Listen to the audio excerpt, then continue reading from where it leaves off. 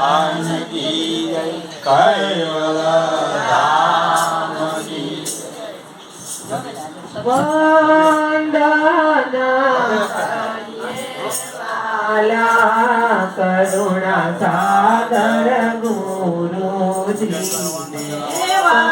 वंदना करिए वाला करुणा सागर गुरुजी करुणा सागर गुरुजी ने प्यारा परम गुरुजी ने वंदना करिए वाला करुणा सागर गुरुजी ने अरस भुवन थी उतरी आव्या निज पदनो साथे सोलाव्या भाग्यवंत भक्तोने भाव्या भाग्यवंत भक्तोने भाव्या ऋषि मुनि पाटी तो पूजे हमारा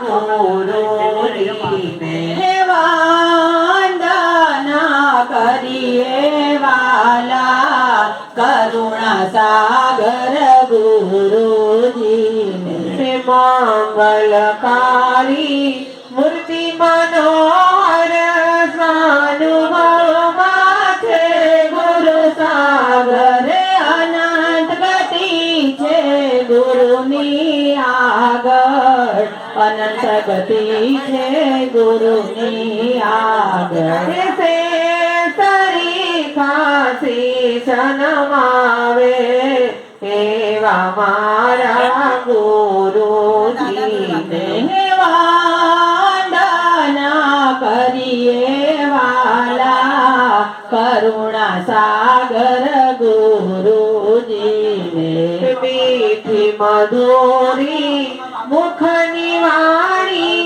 ज्ञान गंगाना निर्मळ पाणी तृषा तुरनी तरसची पाणी तृषा तुरनी तरसची पाणी चौद लोकना देवो चाहे हमारा गुरुजी ने वंदना करिए वाला करुणा सागर गुरुजी ने नर वेद सागर ज्ञान करिया चरत गाना उर्माटरिया रण छोड़ ऋणानो बांधे मड़िया रण छोड़ ऋणानो बांधे मड़िया प्रेमी जनो सौ पाए लागो एवा मारा गुरुजी ने वंदना करिए वाला करुणा सागर गुरुजी ने करुणा सागर गुरुजी ने प्यार परम गुरुजी ने वंदना करिए वाला करुणा सागर गुरुजी ने श्रीमद करुणा सागर भगवान की जय कैवल धाम की जय श्री मोहनदास जी महाराज की जय गुरु दादी शारसापुरी की जय। ओम प्रथम प्रणामदा मधेनो सकल परापर सारले राखे शाक्त व्याप्त ब्रह्मांड सकल जय कैवल नाथ सनातन सर्व के तारण अखिलानंद अविनाश विलासिक विविधवदार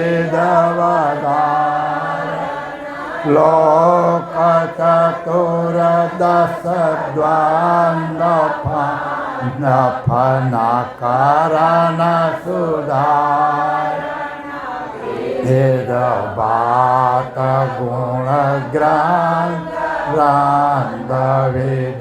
अलगयुदार अगणित इन्द्रकटाक्षपाशवसुतम पद परम अलग सलग एकता सास को जान न मर्म हंस निवास धाम धनी तुम पुरुष पुरातन नमो नमो निरवाण प्राणपति सचर समास प्रकृति बिनु कन्या पुरुष पलक में खलक उपास अन्यथाम पति देव शक्ति तन आस तव देवन के देव सकल सिर हो तुम कैव साक्षिवांत सुत सर्ग प्रौढ़ पद पुरुष कलम करुणामय कांत मध्य आद्य पराप हंस रूपस्तु कुबेर निज ग्रंथ करण मंगलाचरण पर थमये धरन सजन उरजा अब ग्रंथन प्रारंभ हो न हो संत सुजा न लोक असंख्य उत्पन्न गति सप्त दीप सुरधा सो सब ग्रंथ में भात विविध बात गुण ज्ञान सकल आंग बिना बिना गति अर्थ बोध शुभ सा कहे कुबेर कर के कहो शांत भव आद्य सक्र स्वराज करुणेश कैवल की श्रीमद करुणा सागर भगवान की कैवल धाम की गुरु गादी सारसापुरी की मोहनदास जी महाराज की भगवान दास जी महाराज की कथा प्रारंभ समय का जय जय साथ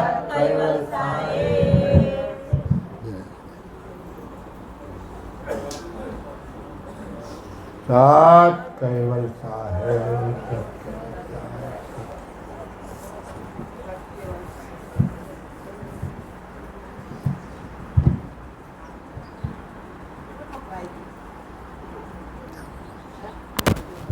कैवलं चिदेनां भवेनां वयानां दिदानां लघोयाम् अमोहामस्तु निरालां नारायणाम् अहं न वर्णेयं नयेति नर्णेयं प्रणायां परन्तु जपेनां जपायां कायां नामयां मनाति मगोयां स्वयं तां समस्तो जहा દાનમ દાતા દેયનામ વિછન્નમ વિનયે કરોતિ વિવરજીત વસ્તુ વિધિ વૈ વેદાંતમ અચંતે નચંતમ સુનાતિ સનાથમ જનાથમ અનંતો અગાધમ બહોદમ લહે જન્માદમ કુબેરમ તેયમમ નમામિ નમસ્તુ. સેવત કરુણા સાગર ભગવાન કી કૈવલ રામ કી જય. અપમોઈ કછુ કાય અભિલાષિત રહી નહીં રતિ રજકી આદ્ય અંત મત કે ઉત ઇત કી પાઈ પહોંચ સમજ કી. આજે ભાદરવા સુદ પૂનમ પિતૃઓને ખુશ કરવાનો મહિનો આજથી ચાલુ થાય. આપણે પણ જો પિતૃઓને ખુશ કરવા સિવાય એમને જો મુક્તિ અપાવી હોય તો પરમ ગુરુના જ્ઞાનને ધ્યાનથી સાંભળી અને પરમ ગુરુને જો વિનંતી કરીશું તો એ એમને મુક્તિ અપાવી શકશે. આજે બીજું કોઈ મુક્તિ અપાવી શકે એમ નથી. એ ખરેખર જે ભાઈઓ અહીંયા કથા સત્સંગનો લાભ લેવા આવે છે તો એના માટે આજ સૂચન કરું છું કે દરેકે જે અહીંયા જ્ઞાન સાંભળવા માટે આવતા હોય અને પછીથી ધીમે ધીમે 11, સાડા 11, 12 વાગ્યા સુધી આવતા હોય તો એ બધાને પ્રેમથી તમે કહેજો કે આપણો સંપ્રદાય જ્ઞાન સંપ્રદાય. આપણા સંપ્રદાયનું મહત્વ જ્ઞાનથી. ખાલી દર્શન કરવા આવવાથી કલ્યાણનો માર્ગ આપણા સંપ્રદાયમાં નથી. એટલે દરેકે આપણા લાગતા વળગતા મિત્રો હોય, સંબંધી હોય તો એમને કહેવું કે ભાઈ ગમે તેમ કરી અને આખા મહિનામાં એક દિવસ માટે આપણે આવીએ છીએ તો સમયસર હાજર થવું. 9:30 ચાલુ કરતા હતા, ધીમે ધીમે 10 ઉપર થવા લાગ્યું. જો પછી એવી ઈચ્છા હોય તો આપણે 3 થી 5 ચાલુ કરીએ એટલે આ જમવાની બધી માથાકૂટ મટી જાય શું અને બધા આરામથી આવી શકે. પછી બીજું શું માથાકૂટ હે? આ દુઃખ લખાવા જેવી વાત નથી. આ એક જ્ઞાનનો વિષય છે, સમજવાનો વિષય. કે જે વ્યક્તિઓ પોતે દરરોજના 5,000 કમાઈ શકે એવા પણ પોતાનું દવાખાનું મૂકી અને જો 9 વાગે જો આવી શકતા હોય તો બીજા કેમ ના આવી શકતા હોય? રેકોર્ડ છે આ ડૉક્ટર સાહેબનો ને એમનો તો કોઈ દિવસ 9:30 પછી નથી આવ્યા. હા, ચોક્કસ ઘેર તકલીફ હોય, આપણે બાળકો હોય, રસોઈ બનાવવાની હોય, એ બધી તકલીફો તો હોય જ છે. પણ એક દિવસ માટે જરા વહેલા ઉઠી અને એ કામ આટોપી અને મોડામાં મોડું 9:45 વાગે તો આવી જ જવું જોઈએ. એવું જે તમે આવો છો એમને નથી કહેતો, પણ તમે બીજાને સમજાવજો કે જેથી કરી અને અહીંયા આવી શકે.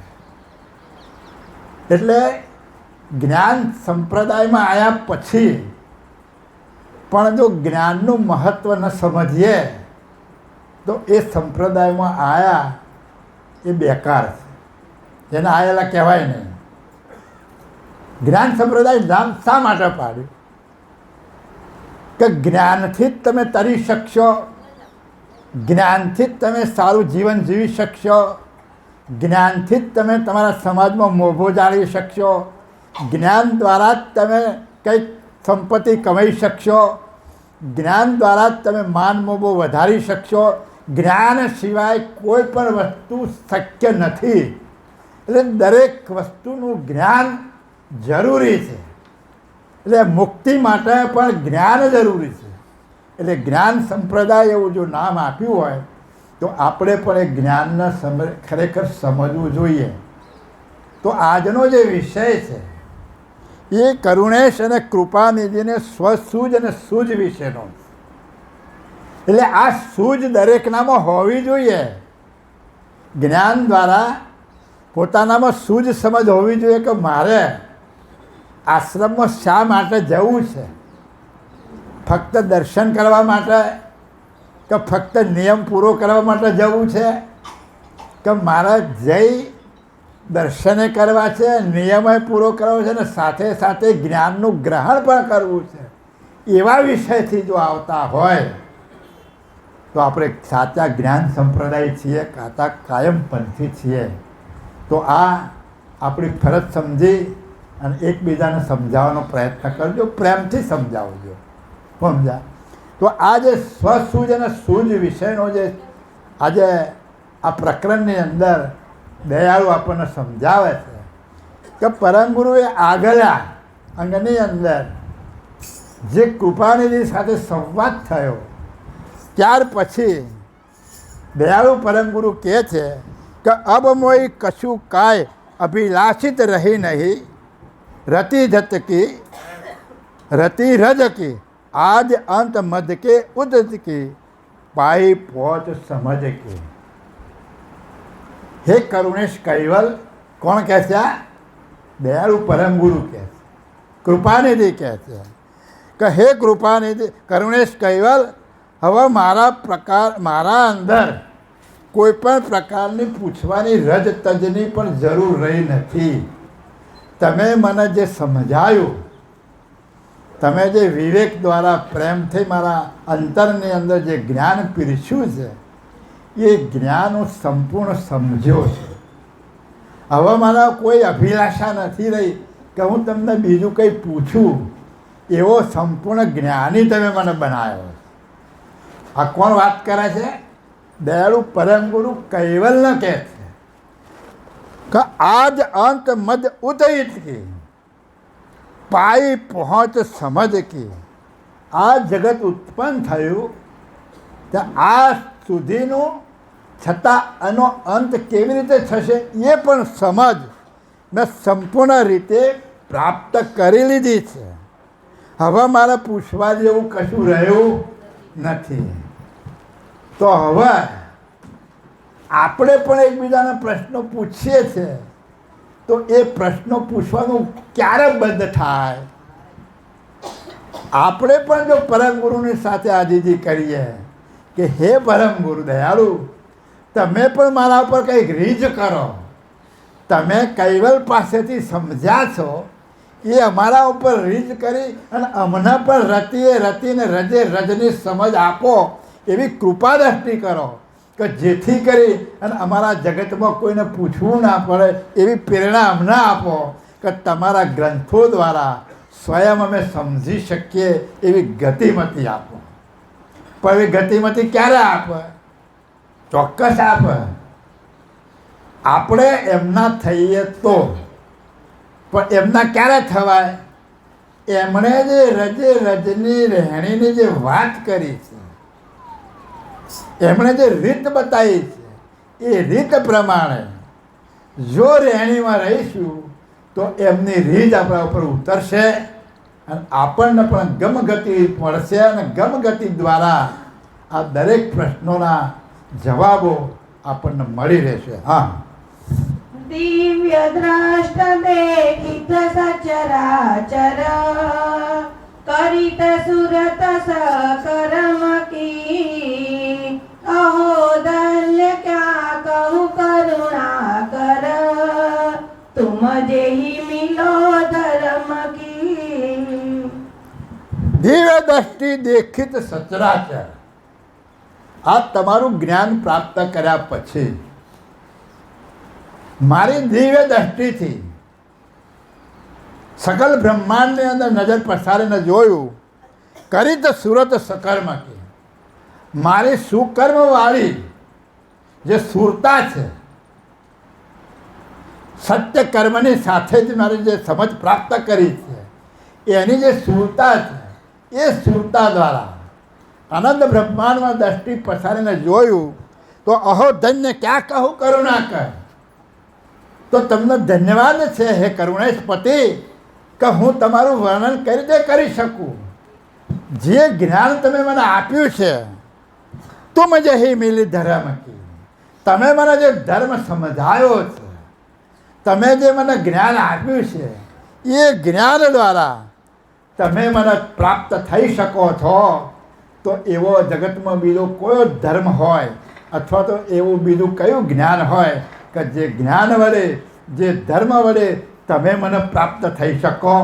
એટલે એ તમે જે મને જ્ઞાન સમજાયું છે, તમે મને જે ધર્મ સમજાયો છે એના બરોબરીમાં આ જગતમાં કોઈ જ્ઞાન નથી. એટલે હું આ ધર્મનું અને આ જ્ઞાનનું વર્ણન કરી શકું એમ નથી. હા, એ ભવ કે જેહી ધર્મ અને કહી, કર્મ કાંડ કે સબહી, કરી કરી મુવે શકલ જગ કે जना, तुमको मिले न कबही.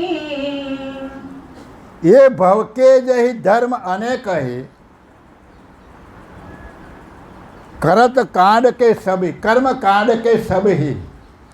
આ જગતની અંદર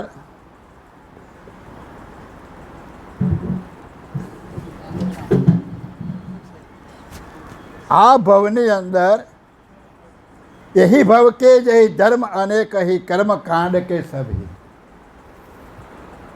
આ બ્રહ્માંડની અંદર એટલે આ જગતની અંદર જેટલા ધર્મ મતપંથ અને સંપ્રદાયો એ બધા દયાળુ કહે છે કર્મકાંડની પાછળ લાગે છે. કર્મકાંડ એટલે કર્મ અને કર્મકાંડ આમાં ભેદ રહેલો. આપણે પણ જો પોતાના સ્વરૂપે થવું હોય, સ્વરૂપે થઈને કૈવલની સાથે એકતા કરવી તો કંઈક તો કર્મ કરવું જ પડશે. કયું કર્મ? તો એની રહેણી કહેણી પાડવી પડશે, એમને બતાવેલી ઉપાસના કરવી પડશે. આપણી સુરતા જે આ જગતમાં ફસાયેલી છે એમાંથી ઉપરામ કરી અને પોતાના સ્વરૂપ સાથે એકતા કરવી, આ કર્મ તો કરવું પડશે ને. પણ જગતના મતપંથો શું છે? કર્મકાંડ. એટલે કર્મકાંડ શું છે કે જે પદાર્થની સાથે ક્રિયા કરવી, કોઈ વસ્તુ પ્રાપ્ત કરવા માટે પદાર્થની સાથે ક્રિયા કરવી, પદાર્થની સામે સુરતા રાખીને આજીજી કરવી, પદાર્થની સામે ઉપાસના કરવી, પદાર્થની સામે રહી અને એની સાથે માગણી કરવી, આ ધૂપ કરવા, વ્રત કરવા, યજ્ઞો કરવા, આ બધું જ કર્મકાંડની અંદર આવે છે. આ કર્મકાંડથી તમને ફળ પ્રાપ્ત થશે. કર્મકાંડ તમારો વ્યર્થ નહીં જાય. તમારા કર્મકાંડ, આ બધા જ કર્મકાંડથી તમને એનું ફળ પ્રાપ્ત થશે અને એ ફળ ભોગવવા માટે પાછું તમારે દેહ ધારણ કરવો પડશે. તો તમે આ સંપ્રદાયમાં શાના માટે જોડાયા છીએ? અથવા તો પરમ ગુરુ કયું જ્ઞાન લઈને આવ્યા છે કે આ જન્મ મરણનો ફેરો મુક્ત થાય, તમે તમારા સ્વરૂપે થઈ અને જે ધામમાંથી આવ્યા છો એ ધામમાં જઈ અને કર્તા માલિકની સાનિધ્યમાં રહી અને એ સુખ પ્રાપ્ત કરો. તો આ જન્મ અને મરણના જે 84 લાખ પ્રકારના જે ઘાટ છે એ ઘાટ ધારણ કરવાના ફેરા બંધ થાય. હવે જે કર્મકાંડ છે એ કર્મકાંડ તમને ફળ આપે છે અને એ ફળ ભોગવવા માટે આ 84 લાખના ઘાટમાં તમારે ફરવું પડશે. તો તમે મુક્ત નહીં થઈ શકો. એટલા માટે દયાળુ કહે છે કે જગતમાં જે મતપંથો છે અને એમની જે ક્રિયાઓ છે એ બધી કર્મકાંડવાળી છે. અને હું જે કંઈ બતાવું છું એ તમને મુક્ત કરવાની વાત કરું છું. તમે સ્વરૂપે થઈ અને જગતનો જે સર્જનહાર છે એના સાનિધ્યમાં જવાની વાત કરું છું. એટલે કહે છે કે કરી કરી ભૂલે સકલ જસ કે જગ કે જન તુમકુ મિલે ન કબહી. એટલે આવા કર્મકાંડ કરી કરી અને જગતના જીવાત્માઓને જે સાચો સર્જનહાર છે એને પ્રાપ્ત કરવાની ગમગતિ ભૂલી ગયા છે અને એને એ પ્રાપ્ત કરી શક્યા નથી. તુમકો મિલે ન કભી, તમને આ ક્રિયાઓથી કોઈ દિવસ તમને મળી શકવાના નથી. તો દયાળુ આ દરેકને સમજાવે છે, બીજા મતપંથવાળાને અને જ્ઞાન સંપ્રદાયના અનુયાયીઓને પણ સમજાવે છે કે તમારે જો મુક્ત થવું હોય, તમારે જો સ્વરૂપે થવું હોય, સ્વરૂપે થઈ અને જે કર્તા માલિકના તમે અંશ છો એ કર્તાની સાથે એકતા કરવી હોય તો કયા કર્મની જરૂર છે, કયા જ્ઞાનની જરૂર છે અને કયા જ્ઞાન વડે તમે સ્વરૂપે થઈ અને કર્તા માલિકની એકતા કરી શકશો. એટલે દયાળુ કહે છે કે જગતના જે મતપંથ, એટલે આ મતપંથોની કોઈની કાપટી કરી નથી દયાળુએ, પણ એ મતપંથોમાં જે કર્મ અને ક્રિયા છે, એમાં જે કર્મકાંડ છે, એ કર્મકાંડ કરવાથી તમને સારા પુણ્યની પ્રાપ્તિ થશે અને એ સારા પુણ્યની પ્રાપ્તિ દ્વારા થશે તો ફળ ભોગવવા માટે વારંવાર આ જન્મ તમારે ધારણ કરવો પડશે. એટલે 84 લાખના ચક્કરમાંથી તમે બહાર આવી શકશો નહીં. આ જ્ઞાનની વાત છે. એ કોઈ ખોટી ક્રિયા નથી, પણ કયા માટે ખોટી છે? સ્વરૂપે થવા માટે. અને જગત જેણે બનાવ્યું છે એ સર્જનહારની સાનિધ્યમાં જવા માટે એ કર્મકાંડ તમારા કામમાં આવી શકે એવો નથી અને એ કર્મકાંડથી તમે મુક્ત થઈ શકો એમ નથી.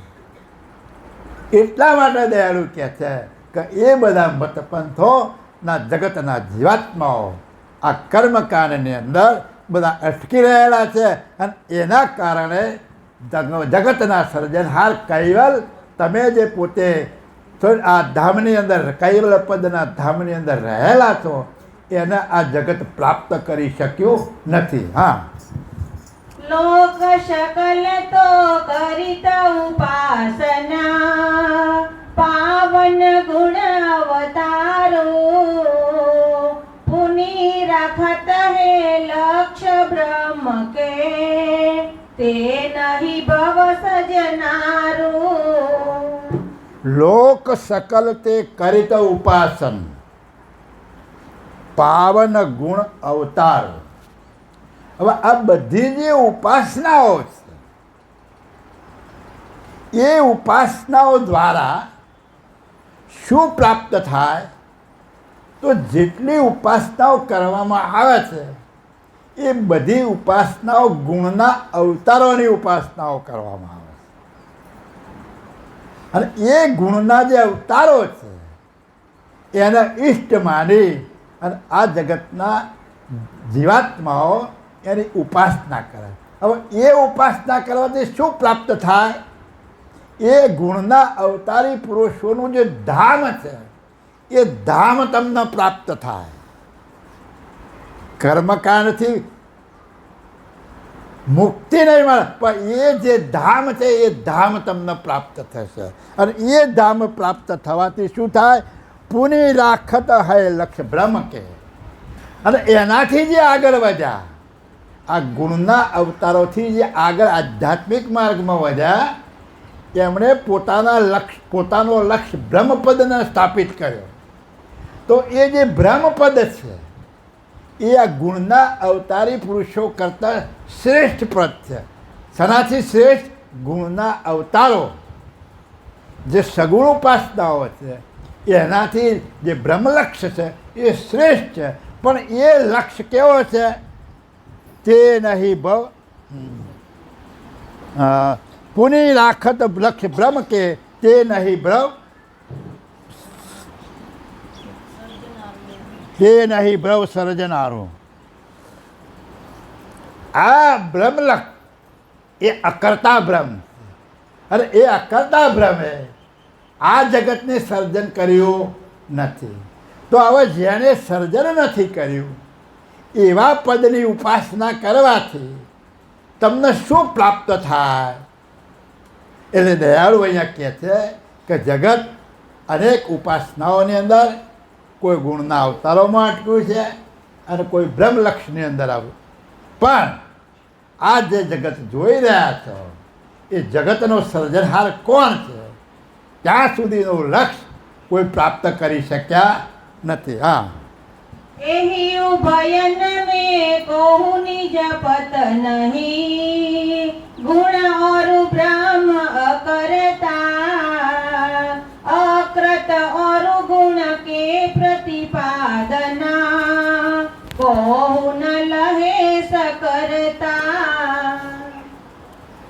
यही उभयन से को निज पत नहीं ગુણ ઓર બ્રહ્મ અકર્તા.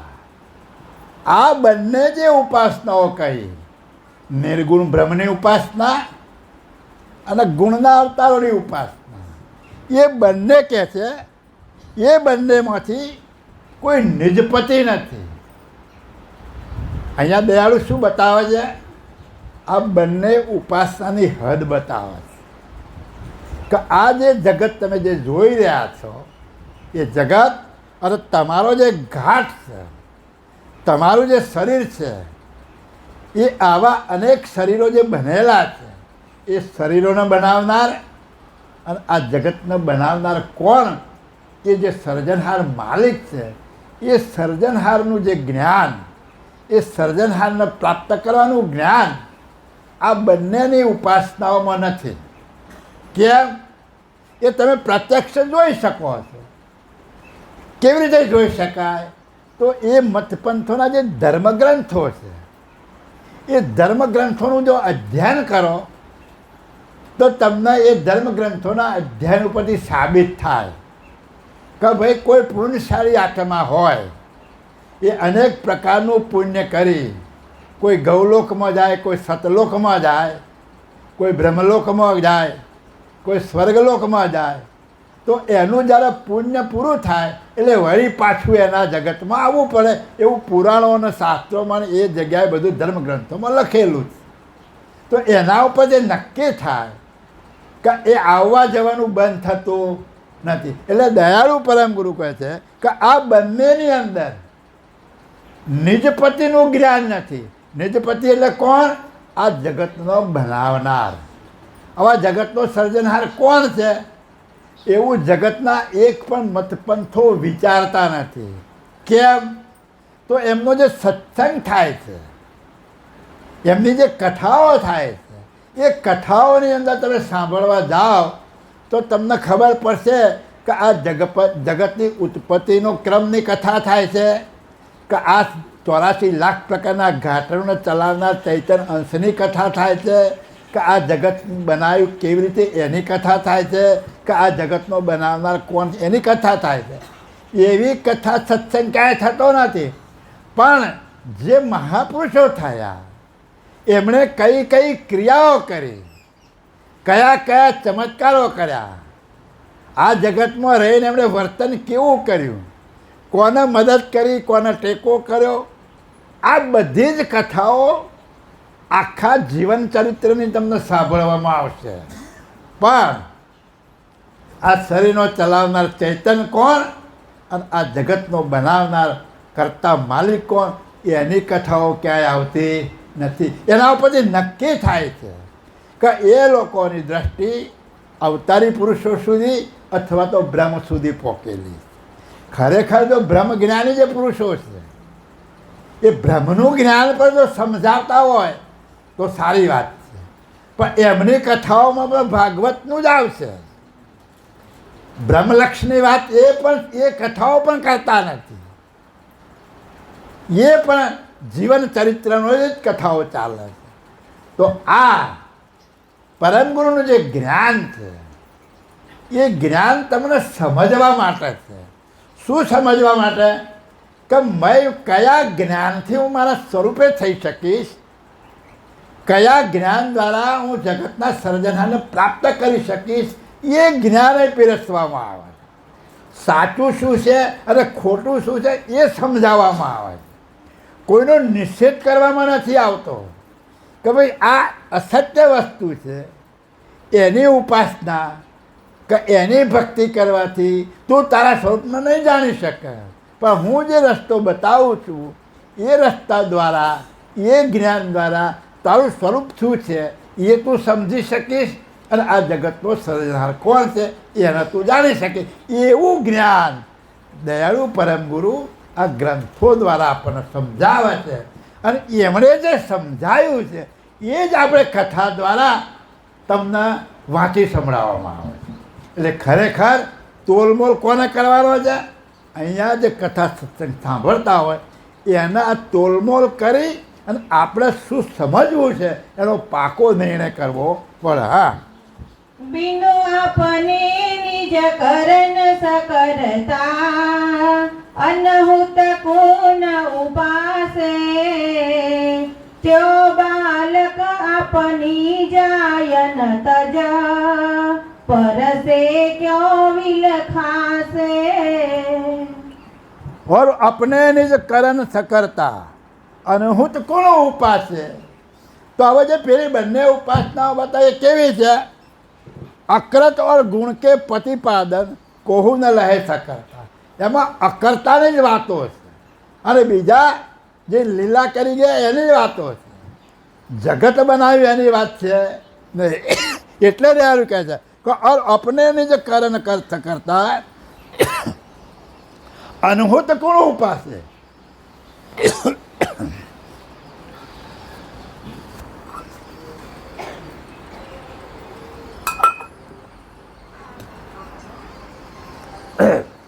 જો સાચા સર્જનહાર પ્રાપ્ત નહીં થઈ શકતા હોય તો એવી ઉપાસનાથી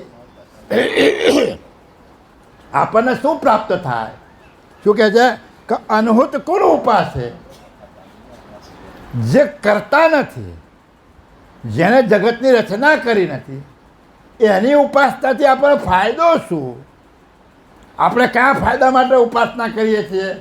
સ્વરૂપે થવા માટે. જો લોકમાં જવું હોય તો કરજો, એનો વાંધો નહીં, પણ સ્વરૂપે થવા માટે અને કર્તા માલિકના સાનિધ્યમાં જવા માટે, એ કર્તા માલિક નથી તો એની ઉપાસના કરવાથી તમે સ્વરૂપે પણ થઈ શકવાના નથી અને એમના ધામમાં પણ જઈ શકવાના નથી. તો અનહુત કોણ ઉપાસે? તો શા માટે અકર્તાની ઉપાસના કરવી જોઈએ? જો બાલક આપને જાયત જન પરસે ક્યાં વિલખાવે. દાખલો આપ્યો કે જેમ કોઈ નાનું બાળક હોય અને એ નાનું બાળક પોતાની માતાને મૂકી અને બીજી સ્ત્રી પાસે જઈને વલખા મારે તો એ સ્ત્રી માતા જેવો સ્નેહ આપી શકે ખરી? અથવા તો એ બાળકને માતા જેમ પૈપાન કરાવે છે એવું પૈપાન કરાવી શકે ખરું? તો બીજા વલખો મારવાથી કંઈ મળે નહીં. દાખલો કેવો સરસ આપ્યો બાપજીએ, કે બાળકનો દાખલો આપ્યો કે એ બાળક પોતાની માતા સાથે કંઈક ગેલ ક્રિયા કરે, એને કહે કંઈક આશા રાખે પૈપાન કરવાની, તો એ માતા એને આપે. પણ એ માતાને છોડીને બીજાની પાસે જાય, બીજી સ્ત્રી પાસે જાય તો એવું સુખ એને પ્રાપ્ત થાય? તો આપણે બધા શું કરીએ છીએ? ખરેખર જે સર્જનહાર માલિક છે એની પાસે વલખા મારીશું તો આપણને કંઈક પ્રાપ્ત થશે. પણ સર્જનહાર માલિકને છોડી અને બીજાની પાસે જઈને જો વલખા મારીશું તો આપણને કંઈ પ્રાપ્ત થવાનું નથી. હા, તે સે તુમ કરતા નિજ જાયન જીવ સકલ અંસન કે તે હોય ગયે ઉપાસન કે તુમકો નહીં પાયન કે. कैसे ही तुम करता नहीं जाए. જેમ એ બાળકની માતા, એ બાળકને જન્મ આપનાર એની માતા છે, તૈસે ही तुम करता नहीं जाए. એમ તમે પણ જે ચૈતન્ય અંશો છો એ કરતા માલિકના અંશ છો. તમને કોણે ઉત્પન્ન કર્યા છે?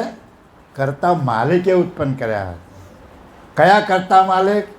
જેને 5 વિશેષણ લાગે છે એ આદ્ય સક્રત સ્વરાજ કરુણેશ કૈવલ આવું વિશેષણ જેને લાગે છે એ સર્જનહાર માલિકના આપણે અંશો છીએ, એટલે આપણે એના બાળકો છીએ અને એ આપણી માતા છે.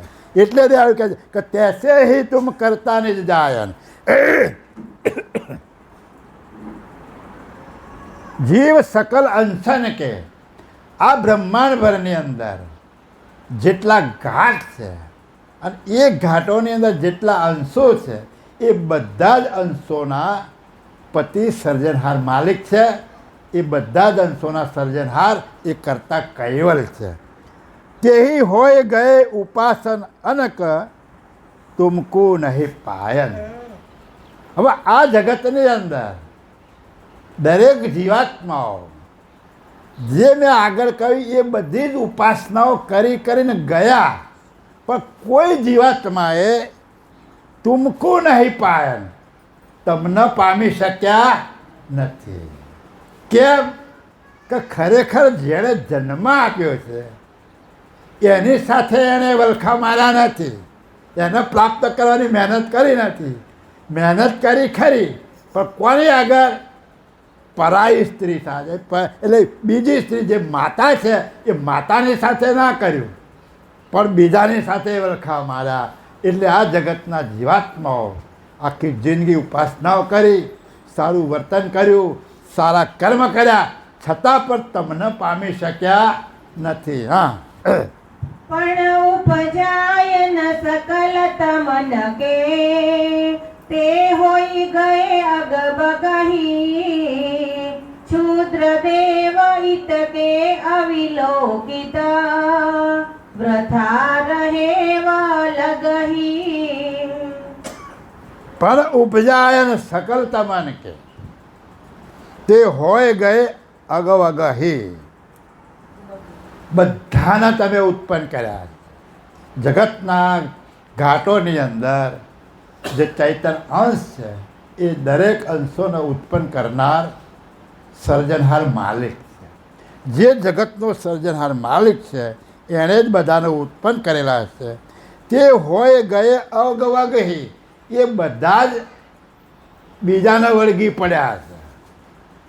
આજુબાજુ જે હતા એના વળગી પડ્યા, સાચા સર્જનહારને કોઈ વળગ્યા નથી. શૂદ્ર દેવ ઇતકે અવિલોકિત. અહીંયા શૂદ્ર શબ્દ વાપર્યો એટલે કોઈ બીજાની સાથે ચોંટી ના પડતા કે તમારા દેવ બધા શૂદ્ર છે. તો શૂદ્રનો મતલબ શું કહ્યો? કે જે જગતના સર્જનહાર નથી એવા દેવોને તમે વળગી પડ્યા. એટલે એમની ઉતરતી કોટીના છે. એમનો ક્રમ જગતના સર્જનહારની સાથે લાગી શકે એવો નથી. એ વિભૂતિવાન છે બધા, પણ એમની વિભૂતિનો ઉપયોગ કરવા છતાં એ કર્તા માલિકની બરોબરીમાં આવી શકતા નથી. એટલે કર્તા માલિકની બરોબરીમાં આ બધા જ નીચી કોટીના દેવતાઓ અથવા તો અવતારી પુરુષો છે. એમની ઉપાસના કરવાથી તમે જગતના સર્જનહારને પ્રાપ્ત કરી શકવાના નથી. દયાળુ પરમગુરુનું કહેવું આવું છે કે શૂદ્રદેવ ઇતકે અવિલોકિન. આ બાજુ જે મહાપુરુષો થઈ ગયા, જે કંઈ વિભૂતિવાન થઈ ગયા, એમની ઉપાસનાઓ જગતના દેવો આ પુરુષો કરી રહ્યા છે. જગતના જીવાત્માઓ આ મહાપુરુષોની ઉપાસનાઓ કરી છે. વૃથા રહે વલગી. એ ખોટા એમના વળગી રહ્યા છે. કેમ ખોટા વળગી રહ્યા છે? કે એમની ગમે એટલી ઉપાસના કરવા, અને એ ઉપાસના કરવાથી કદાચ તમારી સન્મુખે આવીને ઊભા રહે અને તમને એમ કે માગ માગ માગે આપું, તો તમે પરમપદ અથવા પોતાનું સ્વરૂપ માગશો તો એ નહીં આપી શકે. એ શું આપી શકવાના? એ પદાર્થ તમને આપશે. જગતમાં જેટલો પદાર્થ છે એ પદાર્થના દાતા બની શકશે. આજે આપણે પુરાણોમાં અને શાસ્ત્રોમાં એમાં સાંભળીએ છીએ કે અમુક રાક્ષસે તપશ્ચર્યા કરી શિવજીની કે બ્રહ્માજીની, અને જ્યારે પછી એણે માગ્યું કે ભાઈ મને અમરનું વરદાન આપી દો, એટલે પેલા કે ભાઈ અમર તો હું તમને ના કરી શકું. કેમ?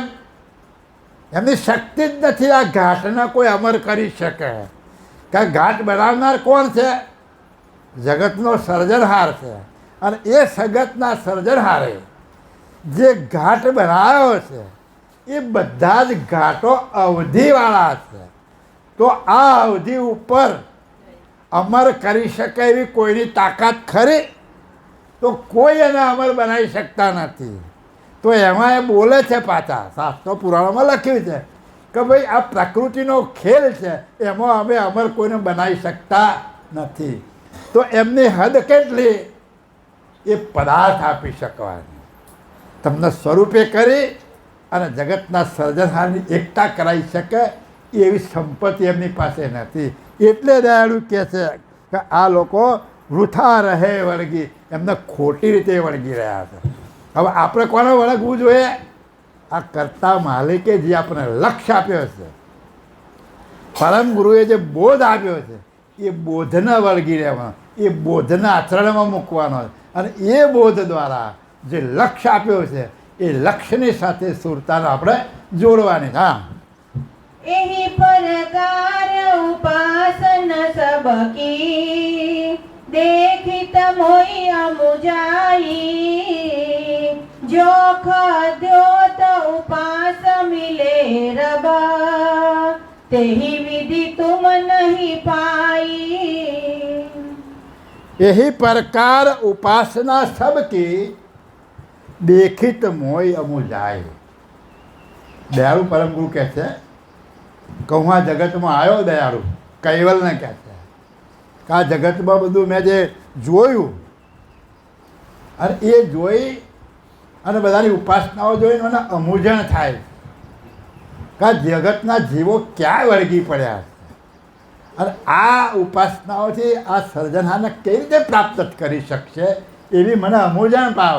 કેમ કે એવી ઉપાસના કેવી છે?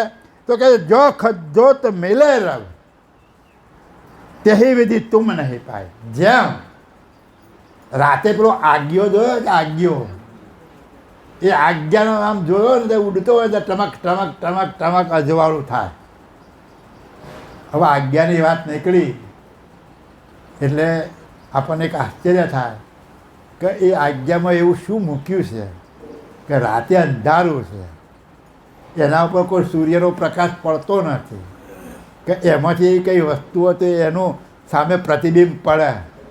પણ એ આજ્ઞામાં એવી કઈ વસ્તુ મૂકી છે કે જે ચમકારો કરે? નવાઈની વાત છે ને. શું મૂકી? આપણે આ નાની વસ્તુ છે પણ કોઈ દિવસ આપણે મગજમાં લેતા ને. અમે એક વખત મેંગ્લોરથી ગોવા આવતા હતા અને એ આખો રસ્તો દરિયા કિનારે, આખું જંગલ ઝગમગી રહેલું, આખું જંગલ આમ બધા ઝાડ ઉપર નકરા આજ્ઞા, જ્યારે બધી લાઇટિંગ ગોઠવી હોય ને એવી. હવે આ દયાળુ પરમ ગુરુ કહે છે કે આ પ્રકાશને જોઈ અને એની કોઈ ઉપાસના કરે અને એના સૂર્ય સમાન માને, અથવા તો એ પ્રકાશની અંદર સૂર્યને શોધે તો સૂર્ય મળી શકે ખરો? આ દષ્ટાંત આપી બરાબર.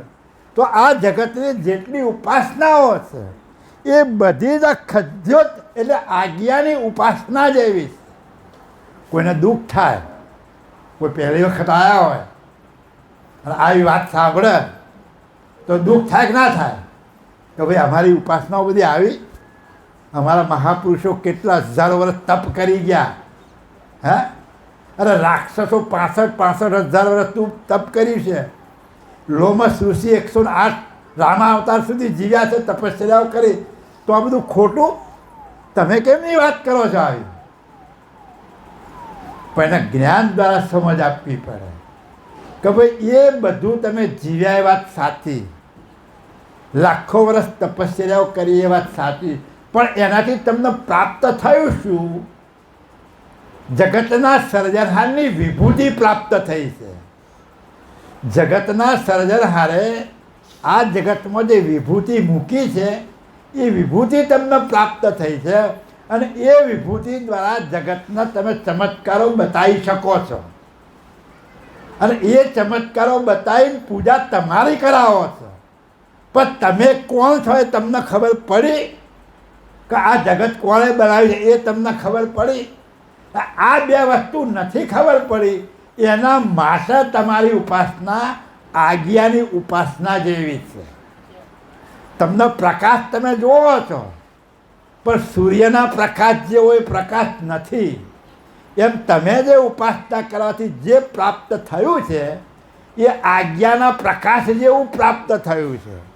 પણ જો તમે સ્વરૂપે થઈ અને કર્તા માલિકની એકતા કરી હોય અને એ વસ્તુ જે પ્રાપ્ત થાય તો તમે સમજી શકશો કે આ ઉપાસનામાં જે મને મળ્યું છે એના કરતાં દયાળુ માલિકે જે ઉપાસના બતાવી અને એનાથી મને જે પ્રાપ્ત થયું છે એમાં કેટલો ફરક છે એ ત્યારે સમજી શકાય, એના સિવાય સમજી શકાય એમ નથી.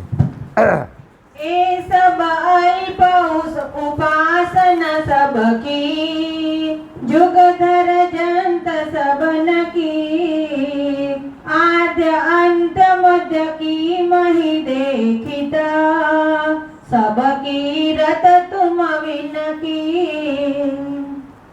ये सब अल्प उपासन सब ही जुग जर जंत सबन आद अंत मद की मही देखी सब किरत तुम विन की. એટલે દયાળુ કહે છે કે આ જગતની અંદર હું જે ઉપાસના જોઈ રહ્યો છું એ બધી જ ઉપાસના જુગજર જંત સબન કી, આ જગતના સર્જનહાર માની અને જેટલી ઉપાસના બધી કરવામાં આવે છે એ બધી ઉપાસના કહે છે કે સબ કિરત તુમ વિન કી, એ બધી જ કીર્તિ તમારા વગરની ગવાય. જે કીર્તિઓ ગાવામાં આવે છે, જે આરતીઓ કથવામાં આવે છે, જે કંઈ વર્ણન કરવામાં આવે છે એ બધું જ વર્ણન જગતના સર્જનહાર સિવાયનું છે. જો જગતનો સર્જનહાર હોય અને એ ઉપમા આપી અને એની ઉપાસના જો કરવામાં આવે તો એ ઉપાસના સત્ય લેખે. પણ બધા જ ગુણગાન જે કરવામાં આવે છે એ બધા જ ગુણગાન અને બધી જ કીર્તિ તમારા વગરની. સાચા સર્જનહારની આગળ આ કીર્તિ ગાવામાં આવતી નથી. કેમ? દયાળુ ઘણા ગ્રંથોમાં આપણને દાખલા આપ્યા છે કે ભાઈ કોઈ કાચનો ટુકડો તમને કોઈ આપે અને આ પારસ છે તું સાચવી રાખજે. હવે એ પારસ સમજીને તમે સાચવી રાખો અને એ 50-60 વર્ષ સાચવી રાખો અને જરૂર પડે ત્યારે તમે લોખંડને અડાડો તો લોખંડનું સોનું થાય નહીં. તો એ 50-60 વર્ષ સાચવેલું માથે પડે કે ના પડે? કેમ કે એ પારસનું નામ એના ઉપર છે ખરું, પણ પારસ જેવી શક્તિ એનામાં નથી. એમ જગતના દરેક અવતારી પુરુષોને, મહાપુરુષોને આપણે ઉપમા જગતના સર્જનહારની આપીએ છીએ ખરા, પણ ખરેખર એ જગતના સર્જનહાર છે ખરા? હવે એ ખબર ક્યારે પડે? છેલ્લી ઘડીએ જ્યારે મરવા પડીએ ત્યારે. કે જેમ પેલો કાચના ટુકડાથી લોખંડ સોનું ના થયું એમ આપણે છેલ્લી ઘડીએ જો પરમપદમાં ના જઈએ અને 84ના ચક્કરમાં જઈએ તો એ સાચવેલું બધું જ માથે પડે કે ના પડે? એ ઉપાસના આપણી બધી વ્યર્થ ગઈ કહેવાય. એટલે દયાળુ પરમગુરુ સમજાવે છે જ્ઞાનબોધ આપતા કે આ જગતના જીવાત્માઓ જેટલી ઉપાસના કરે છે અને જેટલી કીર્તિ ગાય છે એ બધી જ કીર્તિ સર્જનહાર વગરની છે. સર્જનહારનું નામ કીર્તિ સર્જનહારની, પણ એ આરોપણ કોને? એ બીજા દેવી દેવતાઓને અથવા તો અવતારી પુરુષોને આપવામાં આવે. પણ ખરેખર સાચા સર્જનહારની કીર્તિ ગાતા નથી. હા, तो मलती हमसे नहीं को की भव की भरम उपासे तब तो रहे अकेला एक मोई न बहु तुम करुणा तो मलती हमसे नहीं को की બવહી ભરમ ઉપાસે. એટલે કે આ જગતમાં મારા કોઈની સાથે બનતું નથી. હું જ્ઞાન ઉપદેશ આપવા આવ્યો છું ખરો, પણ મારી વાતના અને એમનો મેળ ખાતો એ તો આપણને થાય છે ને. આપણે ક્યાંક બેઠા હતા કે આ સત્યવાળા જવા દો ને ભાઈ, આ તો નવી જ વાત લાવે છે, મેળ પડે છે. આપણે મેળ પડતો નહીં, પરમ ગુણનો મેળ પડ્યો નહીં તો આપણે ક્યાં જ મેળ પડે. એક વિચાર તો ખરા કે આટલા જ્ઞાની પુરુષ હતા, ગમે એને સમજાઈ શકે એવા હતા, તો એ દયાળુ કહે છે કે મારા આ લોકો સાથે મેળ પડતો નથી. એટલે કે તો મળતી હમશે નહીં કહું કે મારા કોઈની સાથે મેળ પડતો નથી. બવહી ભરમ ઉપાસે. કારણ કે આ બધા બીજા ઉપાસનાની અંદર ઘણા ડૂબ થઈ ગયા છે અને એ ઉપાસનામાં એટલા મગ્ન બની ગયા છે કે મારી વાતના એમની વાતના મેળ ખાતો નથી. તબ તો રહે અકેલે કમોઈ. એટલે હું બધાથી એકલો જુદો રહું છું. કેમ? તબ હું તુમ કરુણા છે. તમારી મારા ઉપર જે કરુણા છે અને તમારી કરુણાથી હું જે જ્ઞાનને સમજો છું અને તમારી કરુણાથી તમે મને જે જ્ઞાન બક્ષિસ કર્યું છે એ જ્ઞાનને અને આ જગતનો મેળ પડતો નથી. એટલે હું જુદો એકલો પડું છું આ બધાથી. આ જ્ઞાનના લોકો સમજી શકતા નથી એટલે હું એકલો પડું છું. એટલે બોલો કેવી વાત કરી બધા ઉપર. તો હવે આપણે કેટલો પ્રયત્ન કરવો પડે. આવા જ્ઞાની પુરુષોની જો વાત ન સમજી શકતા હોય તો આપણે તો ડબલ મહેનત કરવી પડે ને સમજાવવા માટે. હા, द्वादश पंथ पुराण संप्रदाय और कतेब कुराने कट दर्शन नी आद्य सकल सब तुम तज भरम भूलाने.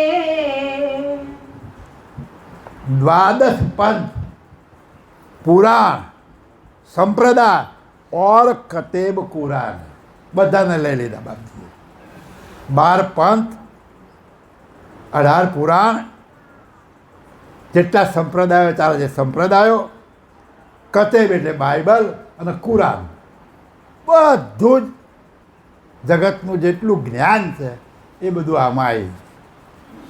હવે આ સાંભળી અને આપણે અભિમાન ધારણ કરવાનું નથી, પણ ધ્યાન રાખજે કે તમારું બધાનું નકામું છે ને અમારું ઊંચું છે.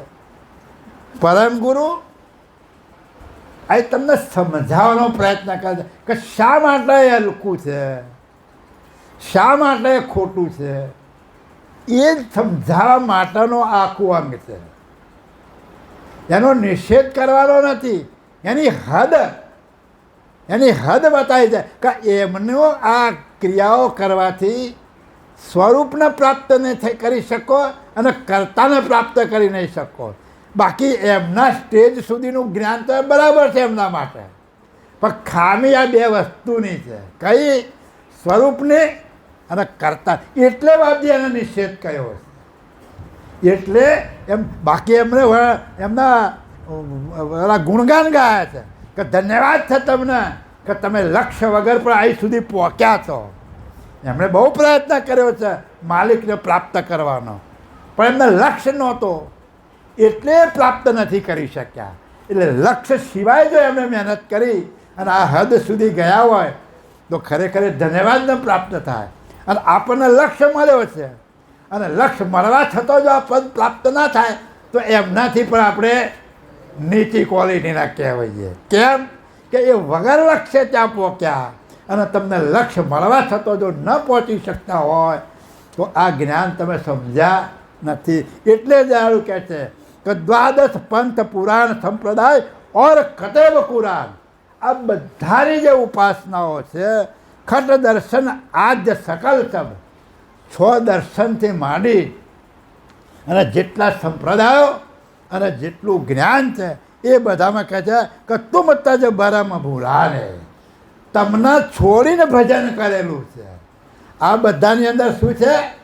જગતના સર્જનહારને બાજુમાં રાખી અને આ જ્ઞાન પ્રસરેલું છે.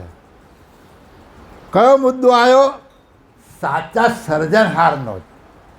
ફેર આટલો જ છે, એમનું જ્ઞાન સમૃદ્ધ છે, પણ સાચા સર્જનહારને પ્રાપ્ત નથી કરી શક્યા, એટલે એ જ્ઞાન અધૂરું છે. બાકી તો જ્ઞાન શ્રેષ્ઠ છે, પણ કયા જ્ઞાનમાં અધૂરાપણું આવ્યું? પોતાના સ્વરૂપને ઓળખવામાં અને સર્જનહાર માલિકને પ્રાપ્ત કરવા બાબતમાં અધૂરું છે. બાકી શ્રેષ્ઠ જ્ઞાન. હા, ભરમ ભુરાયલ સકલ એક મિલા, ભય હમ કે પ્રતિવાદી, એક દો હોય તો પહોંચ શકું મોઈ, દેત જવાબ જીનાદી.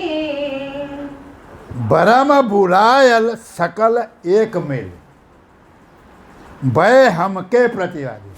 આ બધા જ જે મેં ગણાયું, મતપંથો, સંપ્રદાયો, પુરાણો, કુરાન, બાઇબલ અને જે કંઈ બીજા જ્ઞાનના ધર્મગ્રંથો છે, એ બધાની અંદર આ જગતના જીવાત્માઓ ભૂલા પડેલા છે.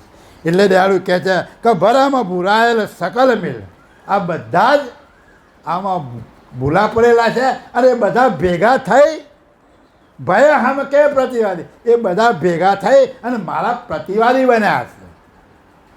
એ હામટા ભેગા થઈને મારી સામે આવ્યા છે મને પૂછવા માટે. જાત જાતનું પ્રશ્નો થાય ને. તમે કોઈ વસ્તુને નકારો તો સામેની વ્યક્તિ પોતાની વસ્તુ સાચી છે એ સાબિત કરવા માટે તો અનેક પ્રકારના તર્ક કરક ના કરે. તો દયાળુ પરમ ગુરુ કહે છે આ બધા જ જગતના જેટલા મતપંથો હોય એ બધા ભેગા થઈ અને મારા પ્રતિવાદી બન્યા છે. એક દો હોય તો પહોંચ શકું હું, એક બે હોય તો હું પહોંચી દઉં, પણ આ તો ટોળે ટોળા આવ્યા છે. હે, આ બધા ટોળે ટોળાને કેવી રીતે જવાબ આપવો? તો શું ટોળે ટોળાના જવાબ ના આપી શકે દયાળુ પરમ ગુરુ? પણ કહે છે એક એક આવે તો સમજાવું બધા. આપણે ડિબેટમાં જોઈએ છે ને, જો ડિબેટ જોતા હોય તો એકે હામટા બધા બોલવા માંડે એટલે કોણ શું બોલે છે ખબર જ ના પડે. એમ આ કહેતા કે બધા એકી સાથે ટોળે ટોળા આવે, જો એક એક બબે આવે તો એને સમજાણ પાડું. એટલે કહે છે કે એક દો હોય તો પહોંચ શકું, બે તો જવાબ જનાદી. એ બધા જ લોકોને હું જવાબ આપી શકું, કારણ કે બધું જ જ્ઞાન પ્રાપ્ત કર્યું છે દયાળુ પરમ ગુરુએ. કૈવલની કૃપાથી સંપૂર્ણ જ્ઞાન એમની પાસે ભરેલું છે. એટલે બધું જ જ્ઞાન આ જગતના જીવાત્માઓને આપવાની શક્તિ દયાળુ પરમ ગુરુમાં રહેલી છે. હા, तो हमसे इतने भर के मुख, क्यों करी जवाब देवावे, बिन जवाबे तो जकर करंता, हलका पद होई जावे. બહુ સરસ વાત કરી. શું કહે છે કે તો હમસે ઇતને ભર કે મુખ, ક્યાં કરી જવાબ દેવાય? આટલા બધા મોઢા મારી હામાં આવી જાય તો એને કેવી રીતે જવાબ અપાય? પછી શું કહે છે કે બિન જવાબે જો જકર કરતા, હલકા પદ હોઈ જાય. જો જવાબ ના હાલું તો તમારું પદ હલકું પડી જાય, તો હલકું ના પડવા દેવાય ને.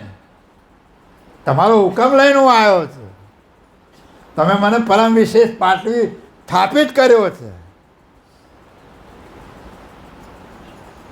તમે મને મહાન શૂરવીર બનાવીને મોકલ્યો છે. જો આ જવાબ ના આપવું તો આપણું પદ હલકું પડી જાય. તો દયાળુ પરમ ગુરુ જવાબ આપી ન શકે એવું બને ખરું?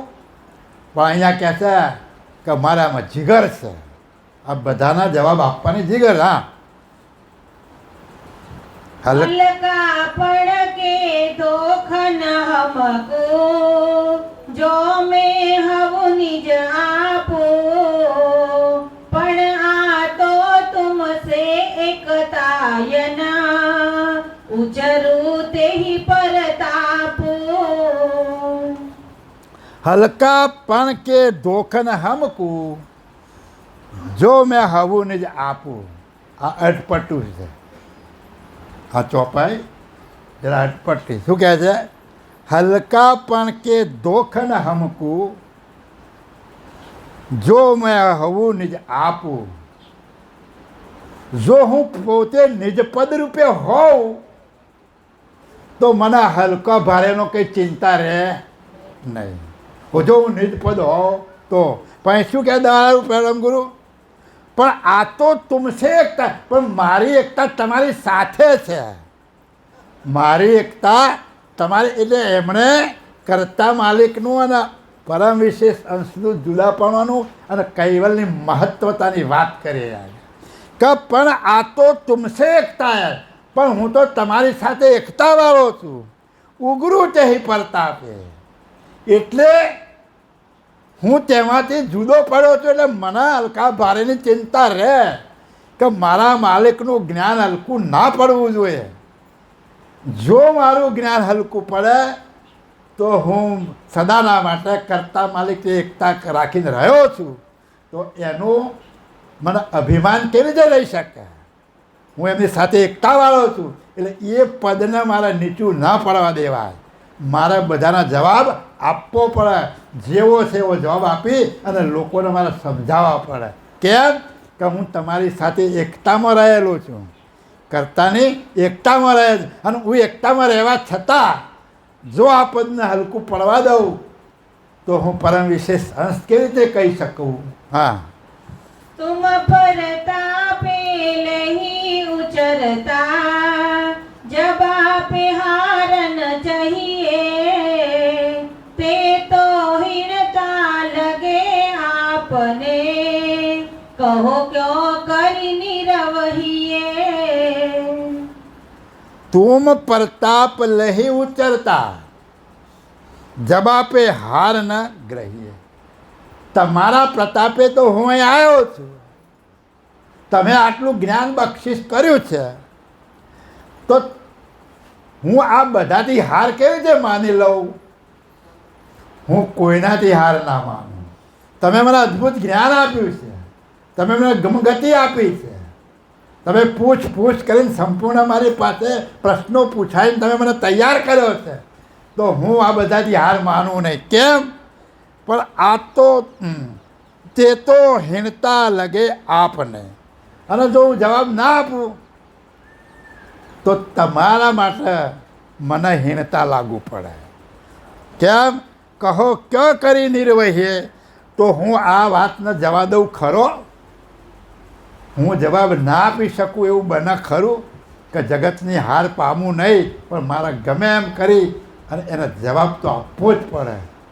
કેવી સરસ વાત કરે દયાળ પરમ ગુરુ કે કર્તા માલિકને અલગ રાખી અને પોતાની જે શક્તિ છે, રજે રજને જાણવાની જે પોતાનામાં ગમ છે, એ બધો જ ભાર કૈવલને માથે મૂક્યો કે હું તમારો પરમ વિશેષ અંશ છું, તમે મને મોકલ્યો છે અને તમારી ગમગતિથી હું આવો મહાન બન્યો છું, તો હું તમારી જે જ્ઞાનમાં હીનતા થાય એ હું હીનતા થવા ના દઉં, એવું પોતે એનાથી જુદા રહી અને આપણને સમજાવે છે. હા, तब ते जुगधर जंत सकल को, देवोत्तर अविनाशी, ऐसी समझ पखावो सामर्थ, होए मोई हरते प्रकाशी.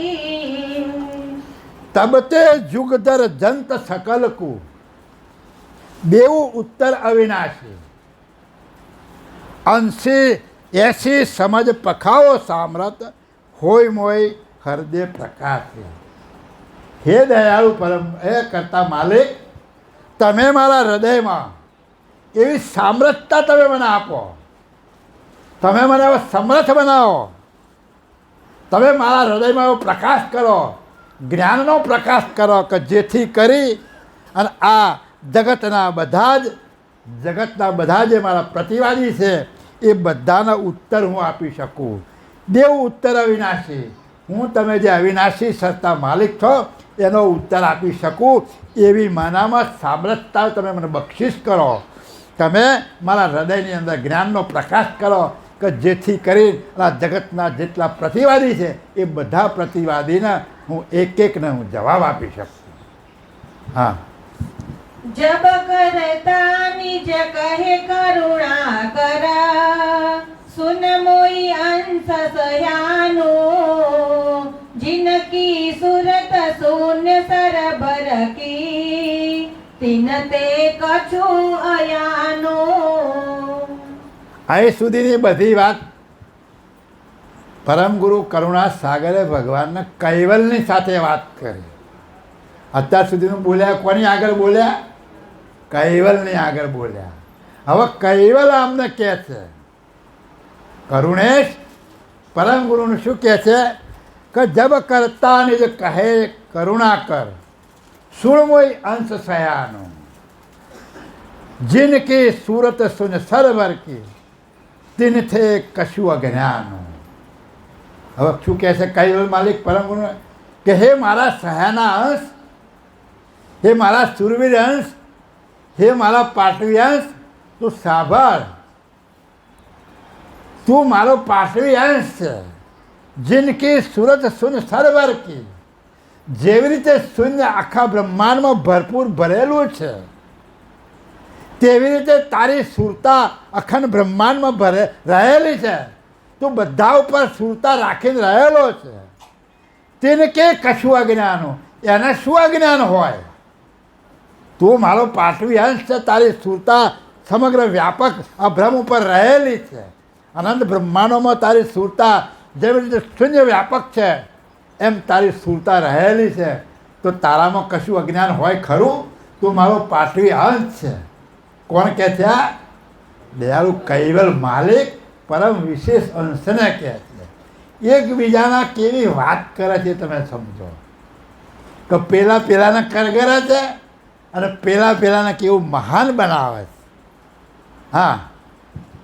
परम अंश मोई आद्य सबन के तब तोई हर दे धरे हो खग के बाल खेलन खग मग में सीखन देन परे हो. પરમ અંશ મોય આજ સવન કે, હે પરમ અંશ, આ જગત ઉત્પન્ન કર્યું એમાં સૌ પ્રથમ તને ઉત્પન્ન કરેલો છે. આ બધા અંશોમાં તું મારો પાટવી અંશ છે. પ્રથમ તને ઉત્પન્ન કરેલો છે. તબ તો એ હૃદય ધરેવું, એટલે મેં તને મારા હૃદયમાં ધારણ કરેલો છે અને હું પણ તારા હૃદયમાં બિરાજમાન છું.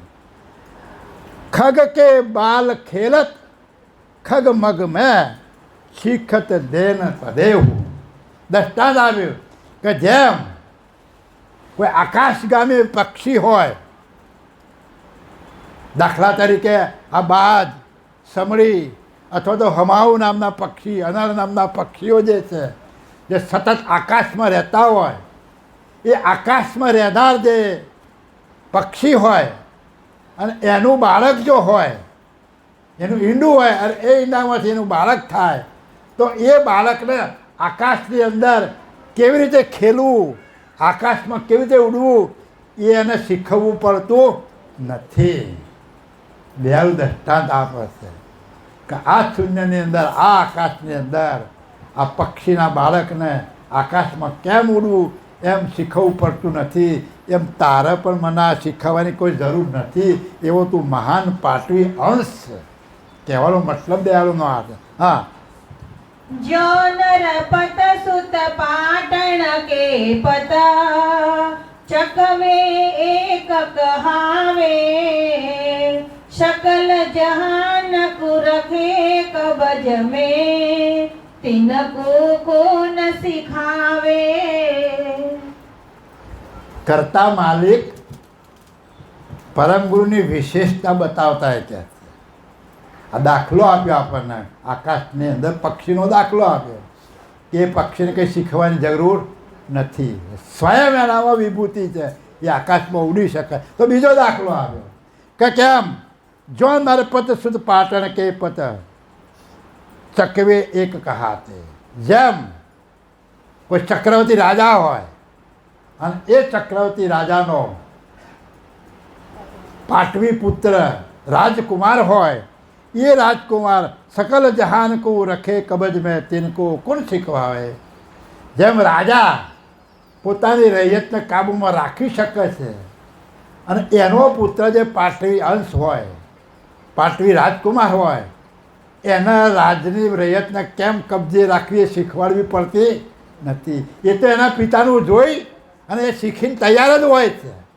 એને કંઈ શીખવાની જરૂર હોતી નથી. આવું દૃષ્ટાંત આપી અને આપણને દયાળુ પરમ ગુરુ આ કરતા માલિકના સંવાદની અંદર પરમ ગુરુ કેવા મહાન છે એવી સમજૂતી આપણને આપે છે. હા, તેહી પરકાર નહમ નરપત નિજ તુઈ પાટણ પત કહાવો શકલ અંશ તુજ કિએ હવાલે અબ મોઈ ક્યાં સમજાવો. જેવી રીતે એ ચક્રવર્તી રાજાનો પાટવી અંશ જે રાજકુમાર છે તેહી પ્રકાર હમ નરપત ને જ તુંય પાટણ પત કહાવ. એ પ્રકારે આ વિશ્વનો હું રાજા છું. કૈવલ કહે છે કે આ જગતનો સર્જનહાર બનાવનાર હું સકર્તા પોતે છું અને એવી રીતે તું પાટણ પત કહાવ, તું મારો પાટવી અંશ છે.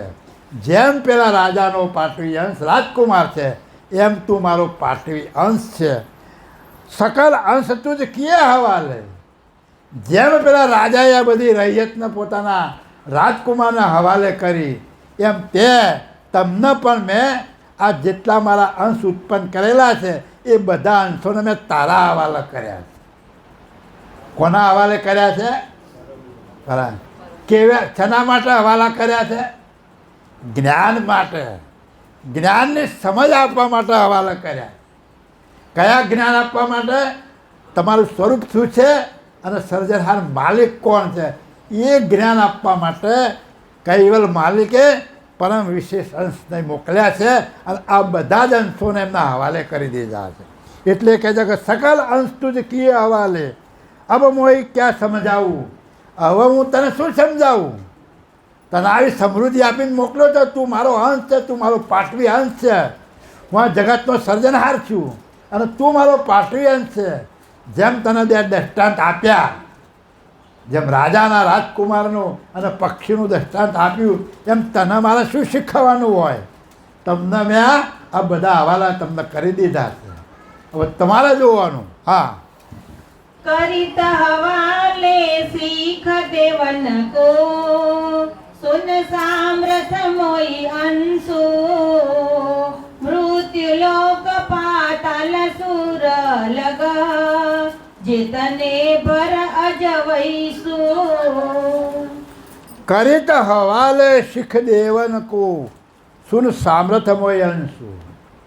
હે મારા સામ્રાત પરમ વિશેષણ, તું સાંભળ. આ તને કેમ હવાલે કર્યા છે? કરિત હવાલે શીખ દેવન કો, શિખામણ આપવા. કઈ શિખામણ? કેવી રીતે જીવવું એની શિખામણ આપવા નથી મોકલ્યા, પણ તારું સ્વરૂપ શું છે અને એ સ્વરૂપને પ્રાપ્ત કરી અને આ જગતનો સર્જનહાર કોણ છે અને એ જગતના સર્જનહારના સાનિધ્યમાં કેવી રીતે જવું એ શિખામણ આપવા માટે તો તને મોકલ્યા છે. કેવી રીતે? કે મૃત લોક પાતાલ સુર લગ જેતને ભર અજવંશુ. જે અજ એટલે બ્રહ્માજીથી, એટલે જે આ શરૂઆત થઈ છે ઘાટોની અને એ બધા જ ઘાટોની અંદર જે અંશો મૂક્યા છે એ બધા જ અંશોને સમજાવવા માટે એ પછી પાતાળ લોકના હોય, આકાશ લોકના હોય કે મૃત્યુ લોકના હોય, ગમે તેટલા અંશ પરમ ગુરુ કોને ચેતવવા માટે આવ્યા છે? બ્રહ્માંડ ભરના જેટલા અંશો છે બધાના. એટલે બધા 7 દીપ, 14 ખંડ અને 9 ખંડ અને 14 લોક બધાને ચેતાવતા ચેતાવતા આવ્યા છે. એટલે દયાળુ કહે છે કે આ બધાને તારા હવાલે કર્યા છે અને આ બધાને તારા જ ચેતવવાના છે. એટલે કહે છે કે મૃત્યુલોક પાતાળ અને સુરગલોક જેતને ભર અજ વંશુ. આ બધાના જે કૈવલ માલિકના જે વંશના જે અંશો છે એ બધાને ચેતવવા માટે તમને મોકલ્યા છે અને તમને બધાને મેં હવાલા કર્યા છે, એટલે તમારે જ એમને બધાને જ્ઞાન આપવાનું છે. હા, પણ જે હિયાય મિલે તો યનકો દલ દિનતા હોય જેસુ મોહી જનાવન કે જેહી જનકો તિનકુ કરી ઉપદેશો. હવે સરસ વાત આવી. શું કહે છે કે પણ જે આય મિલે તો એનકુ દલ દિનતા હોય જેસુ. તારી પાસે કોઈ દિલની અંદર પ્રેમ ધારણ કરી અને તારી પાસે સમજવાની આશા રાખે અને તારા શરણમાં જો કોઈ આવે, પણ જે આય મિલે તો એનકુ, તને આવી રીતે કોઈ આવીને મળે તો કહે છે કે મોહી જનાવન કે જે જનકુ તિનકુ કરી ઉપદેશું. તો તું એનો ઉપદેશ કરજે. શાનો ઉપદેશ કરજે? આ સાચા સર્જનહાર કોણ છે એનું જ્ઞાન તમે આપજો. તો આપણે એમને બધાની આગળ ટિફિન નહીં ખોલવાનું. જો કોઈ આરતવાન હોય, જો કોઈ આ જ્ઞાનને જાણવાની ઈચ્છાવાળો આપણી પાસે આવે તો આપણે આપણા જ્ઞાનને સમજાવવાનો પ્રયત્ન કરવો. બાકી ગમે ત્યાં બેઠા હોય ને ગમે ત્યાં ચાલુ કરી દેવું નહીં. કારણ કે ભૂખ વગરનું પીરસશો તો એ બધો અઠવાડ થવાનો અને ઉપરથી તમારી બદનામી થશે. કેમ કે પરમ ગુરુ કહે છે, કોને કહે છે? કૈવલ કોને કહે છે? પરમ ગુરુને કહે છે કે મેં તને આજ મૃત્યુ ઉપર મોકલ્યો છે. હવે તારી પાસે કોઈ આવા સમજવા તો એના સ્વરૂપનું ને મારા સ્વરૂપનું જ્ઞાન આપજે. ના આવે એને કંઈ આપતો નહીં. એટલે કહે છે કે પણ જે આ મિલે તો એનકુ દલ દિનતા હોય, જે હૃદયની અંદર દિનતા ધારણ કરીને તારી પાસે આવે તો મોહી જનાવને કે જનકુ, તો મારું સ્વરૂપ શું છે એ તું ઓળખાવજે. તિનકુ કરી ઉપદેશું, એને ઉપદેશ આપજે અને તું આ મારું સ્વરૂપની જ્ઞાન તું એને આપજે. હા, और को नहीं उपदेश करन खपा जेहि आरत विन अंशो भले भमो भव सागर के भर इत के होय निरवैसो. और को नहीं उपदेश करन खप જેહી આરત વિન અંશુ. જે આરત વગરના હોય છે એના ઉપદેશ કરવાની કોઈ તારે ખપ નથી, તારે કોઈ જરૂર નથી. હવે કદાચ આ ચોપાઈ સાંભળીને કોઈ એમ કહે કે પરમ ગુરુના શરણમાં આપણે જઈશું તારે ઉપદેશ આપશે, તો ક્યાં જઈશું? કઈ જગ્યાએ પરમ ગુરુનો ઉપદેશ લેવા જઈશું? પણ જ્યારે હયાત હતા, જ્યારે આ ગ્રંથ લખાય છે ત્યારની વાત છે. અહીંયા ઉપદેશ આપવા માટે જંબુદ્વીપમાં આવ્યા અને એ એમની સાથે ચર્ચા કરે છે કે આ તો કોઈ મારી વાત સાંભળતા નથી, તમે કેવું બનાવ્યું છે બધું. હા, એટલે કહે છે કે તારી પાસે આવે ને સમજાવજે, ના આવે તો એને જવા દેજે. તો આપણે પણ એવું સમજવાનું કે તમારું જ્ઞાન કોઈ સાંભળવાનું સમજવા આવે તો એને સમજાવવાનું, બાકી સમજાવવાની કોઈ જરૂર નથી. આપણે આમાં આવ્યા તો આ જ્ઞાન સમજવા માટે પરમ ગુરુ ક્યાં છે? ગ્રંથોમાં છે. પરમ ગુરુએ શું કહ્યું છે કે હું તમને ગ્રંથોમાં મળીશ. કેવી રીતે મળશે? મારા જ્ઞાન દ્વારા. તો પરમ ગુરુ આ ગ્રંથો આપણા માટે મૂકતા ગયા હતા. શના માટે મૂકતા ગયા? કે હું જે જ્ઞાન લઈને આવ્યો હતો, જે જ્ઞાન કૈવલે મને સમજાયું હતું, જે સામ્રાજ્યતા લઈને હું આવ્યો હતો, એ બધી જ સામ્રાજ્યતાવાળું જ્ઞાન આ ગ્રંથોમાં અમે રચના કરીને મૂક્યું છે. છેલ્લી ઘડીએ કહે છે કે હવે હું જાઉં છું અહીંથી. હવે એ સંતો અને એ ભક્તજનો મારા ગ્રંથો વાંચીને તમે જે રહી ગયા છે એને સમજાવજો. જતી વખતે આવું બોલીને ગયા છે પરમ ગુરુ. એટલે હવે આપણે આ જે જ્ઞાન આપણે સાંભળીએ છીએ, આ જ્ઞાન જે પ્રાપ્ત કરીએ છીએ, એ જ્ઞાન દ્વારા આપણે સ્વરૂપે થવાનું છે અને કર્તા માલિકની એકતા જ કરવાની છે.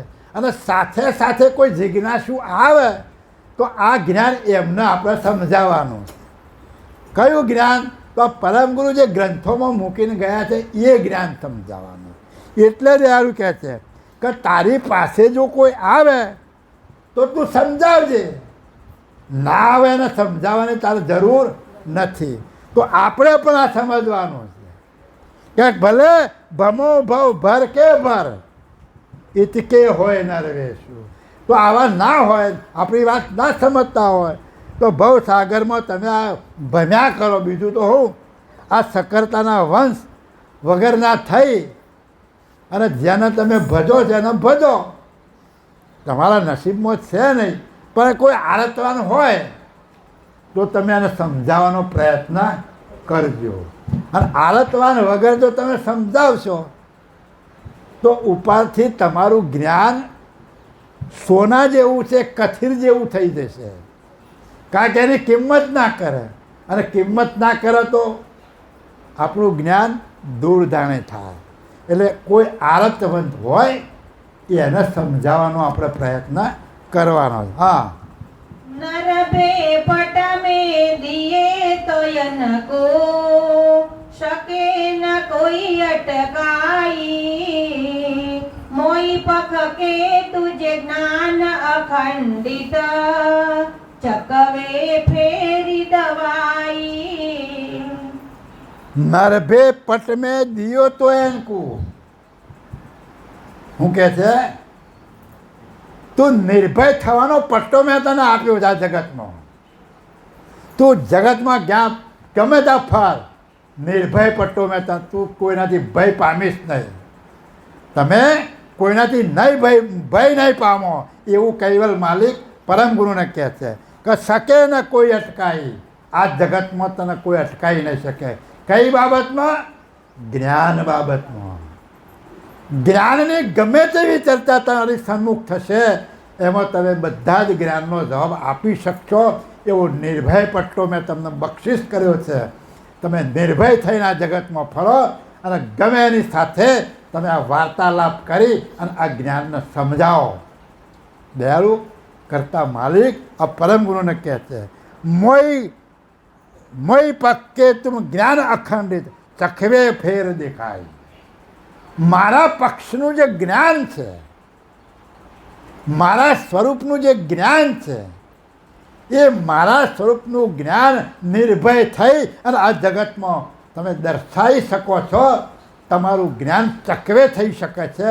તમને કોઈ પણ હરાવી શકે એમ નથી. અત્યારે હાલ પર તમારું જ્ઞાન ચકવે છે, પણ ક્યારે ચકવે થઈ શકે?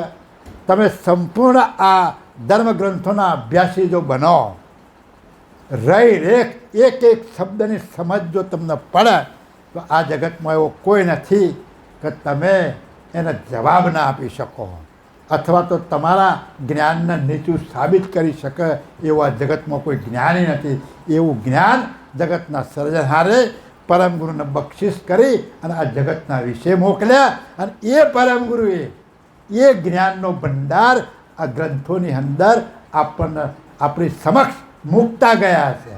હવે એ જ્ઞાન જો પ્રાપ્ત કરવું હોય તો આ એક એક ગ્રંથનો અભ્યાસ આપણે કરવો જરૂરી છે. હા, और संसे ने कंठ करिन के देई दृष्टांत सिद्धांतो छेवट के छेवट मोई सदपदा तेहि नरणित सब अंतो.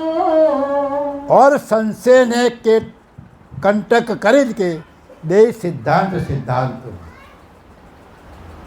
મેં તને જે સમજણ આપી છે એમાં અટકણ કરે એવું કોઈ નથી. ઓર સંશયને કંટક કરીને કે સંશય રહિત, કોઈ કાંટો વચ્ચે આવે એવો નથી. સંશય રહિત તને કર્યો છે. જે દ્રષ્ટાંત સિદ્ધાંતો હું દ્રષ્ટાંત આપીને સિદ્ધાંત સમજાવું છું. છેવટ કે છેવટ મોય સદપદ, આ બધા જનું અંતપદ મારું પદ છે. જગતના જેટલા મત પંથો છે અને એ બધા જ જેમાં વિરામ પામે છે અને એ વિરામ પામ્યા પછીનું જે પદ વધે છે એ છેવટમાં છેવટનું જે પદ છે તહી નરણિત સબ અંતુ, એનો નિર્ણય કરી અને મેં તમને સમજાયો છે. છેવટનું અંતપદ કયું છે એ અંતપદ મેં તમને સમજાયું. હા, प्रथम आद्य मेरे संकल्प से, रचना रची जबन से, न्याय सहित मेरे नरणित को, करी न खोज तबन से. પ્રથમ આદ્ય મેરે સંકલ્પ છે, રચના રચી જબન છે. આ વિશ્વ તમે જે જોઈ રહ્યા છો, આ જગત જે બનેલું તમને દ્રષ્ટિગોચર થાય છે એ એની જે રચના થઈ છે, જેની આજ એટલે શરૂઆત થઈ છે, એ મારા સંકલ્પથી બનેલું છે. આ શું કહે છે કે પ્રથમ આદ્ય મેરે સંકલ્પ છે, આ મારા સંકલ્પથી રચના થઈ છે. આ જગતની અંદર કોઈ મહાપુરુષ એવો બોલ્યા નથી કે આ જગતની રચના સંકલ્પથી થઈ છે, કોઈ બોલ્યા નથી. હા, આ ગ્રંથો વાંચીને અમુક વ્યક્તિઓ બોલે છે કે આ જગતની રચના સંકલ્પથી થઈ છે, પણ કોના સંકલ્પથી થઈ છે? આ સંકલ્પનો સંકલ્પી કોણ છે એ નથી કહેતા.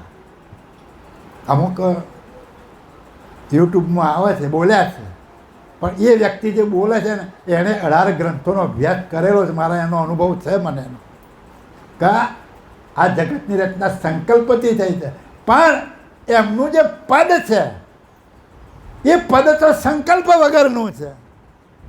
બ્રહ્મપદ સંકલ્પ વગરનું છે, અકર્તા પદ છે. તો અકર્તા પદમાં સંકલ્પ હોઈ શકે નહીં, તો સંકલ્પથી થયું છે. તો સંકલ્પનો સંકલ્પી કોણ? એટલે દયાળુ કહે છે કે આજ प्रथम आज मेरे संकल्प से रचना रची जबन से, न्याय सहित मेरे नरणित को करी न खोज तबन से. ન્યાય સહિત આ જગતના કોઈ મહાન પુરુષે આની ખોજ નથી કરી કે આ જગતની રચના કેવી રીતે થઈ છે. કોઈની રચનામાં જગતના જેટલા મહાન ધર્મો છે એમાં તમે શરૂઆતની વાત જોશો તો શરૂઆત આ જગતની કેવી રીતે થઈ છે એ કોઈએ વર્ણન ક્યાંય પણ કર્યું નથી. જો તમને આ જાણવાની ઈચ્છા હોય તો તમે બીજા સંપ્રદાયોના ધર્મગ્રંથો વાંચી જુઓ, એના મૂળ સુધી પહોંચી જુઓ, તો તમને ખબર પડશે કે આ સત્ય વસ્તુ છે કે ખોટી વસ્તુ. દરેકે જગતની ઉત્પત્તિમાં શું બતાવ્યું? આદમ અને ઈવ બેને મોકલ્યા જગતમાં. આપણે શું કહીએ છીએ? શક્તિ અને નિરંજન બ્રહ્મમાંથી પ્રગટ થયા, ત્યાંથી વેલો ચાલુ થયો. કોઈ આદમ અને ઈવની વાત કરી, કોઈ કંઈ નહીં કંઈ, પણ મૂળ ડાયરેક્ટ ટપકી પડ્યા એની વાત કરી. પણ તૈયાર કેવી રીતે થયા? તત્વો કેવી રીતે ઉત્પન્ન થયા? આ જગત કેવી, આ બ્રહ્માંડ કેવી રીતે રચના થઈ? આ તત્વોની ઉત્પત્તિ કેવી રીતે થઈ? આ તત્વોની મેળવણી કઈ રીતે થઈ? મેળવણી કરીને અંકુરો કઈ રીતે બન્યા? અંકુરો બન્યા પછી ઘાટ કેવી રીતે થયો? ઘાટ બન્યા પછી પ્રણવ કેવી રીતે પૂરવામાં આવ્યો? પ્રણવ કેવી રીતે ચલિત થયો? કોઈની આગળ આ જ્ઞાન નથી. તમે તપાસ કરી જોશો. આ નિંદા નથી, પણ પરમ ગુરુના જ્ઞાનની વાત છે કે આ જગતની રચના કેવી રીતે થઈ એ પરમ ગુરુએ પંચમ વેદમાં એને દર્શાવ્યું છે કે આ જગતની ઉત્પત્તિ આવી રીતે થઈ છે. અને ન્યાય સહિત તમે જોશો તો એ વાત તમને સત્ય લાગે, પેલી વાતો તમને કપોલ કલ્પિત લાગે, તમને હૃદયની અંદર આશ્વાસન ન થાય કે આ સાચી વાત છે એવી, પણ આનો અભ્યાસ કરવાથી તમને એમ થાય કે ખરેખર આ સત્ય હોવું જોઈએ એવું તમને આશ્વાસન થાય. એટલે દયાળુ પરમ ગુરુ કહે છે કે આજ સુધી આ ખોજ કોઈએ કરી નથી. હા, તે તુજ કો મોઈ કરુણા કરી ન કે મેરી છુપિત જનાઈ કોટી જુગન કે હુતે ગુપત હમા કો કેનું જાન ન પાઈ. તે ચીજકુ મોય કરુણા કરીને કે મેરી છુપિત જનાઈ. દયાળુ પરમ ગુરુ કહે છે કે જે છૂપું રહેલું હતું, જે ગુપ્ત રહ્યું હતું, કોટી જુગ કે હુતે ગુપત તુમ હમ કેવું કીનું જાત ન પાય. હું જે ગુપ્ત હતો, મારું સ્વરૂપ કેવું હતું એ કોઈ જાણતું નહોતું, એ મેં તને જણાવ્યું છે. એક વિચાર કરો આ ચોપાઈ ઉપર કે અડધા કલ્પે જગતની અંદર પરમ ગુરુ અહીંયા આવ્યા, તો આ અડધા કલ્પ પહેલાં અબજો વર્ષ વીતી ગયા. અબજો વર્ષ કેવી રીતે વીતી ગયા એનો દાખલો કથોનું પ્રમાણ, તો એનું પ્રમાણ પુરાણોમાં કે 108 રામાવતાર લોમસ ઋષિ જીવ્યા. તો 108 રામાવતાર લોમસ ઋષિ જીવ્યા તો એના પહેલાં જગત તો હતું જ. તો એનો સરવાળો કહો તો કેટલા લાખો વર્ષ યુગો જતા રહે. તો ત્યારનું જગત હતું, આ જગત ત્યારનું બનેલું છે. તો આ જગતનો સર્જનહાર કોણ છે? એ જ્ઞાન ગુપ્ત હતું. હવે એ ગુપ્ત જ્ઞાન તમને લક્ષ્ય દ્વારા જો મળ્યું હોય અને તો તમે જાહેરમાં ફૂંકી દેતા હોય તો તમે કેટલા જ્ઞાની કહેવાઓ એ વાતને તમે સમજો. પહેલાં તો હે કે કરોડો વર્ષ સુધી કોઈ વાત ગુપ્ત હતી, મારું સ્વરૂપ શું છે એ કોઈ કહી શક્યું નથી. એ વાત મેં તમને જણાવીને મોકલ્યા છે. કઈ વાત ગુપ્ત હતી? આદ્ય સક્ર સ્વરાજ કરુણેશ કઈ વાત, આ વિશેષણ કોના લાગે? એ વાત ગુપ્ત હતી. એ કોઈ આજ સુધી એ જો જાણતા હોત તો ના પોકી જાત. કેમ કે જે પોખત કૈવલ અને કૈવલનો પ્રકાશ, બ્રહ્મને આપણે કૈવલનો પ્રકાશ કહીએ છીએ. તો સૂર્યના પ્રકાશને છેટું કેટલું? છેટું છે ખરું? તો તમે પ્રકાશમાં ફરતા હોય અને આમ દ્રષ્ટિ ફેરવો તો સૂર્ય દેખાય કે ના દેખાય? તો આ દ્રષ્ટિ ફેરવવાનો લક્ષ્ય કોઈને આપ્યો નહીં, એટલે બધાની દ્રષ્ટિ પ્રકાશમાં રહી પણ સૂર્યને ઓળખી શક્યા નથી. તો દયાળુ કૈવલ માલિક કહે છે કે એ દ્રષ્ટિ ફેરવવાનો લક્ષ્ય મેં તને આપ્યો અને મારું સ્વરૂપ કેવું ગુપ્ત હતું એ મેં તને જણાવ્યું છે. એટલે કહે છે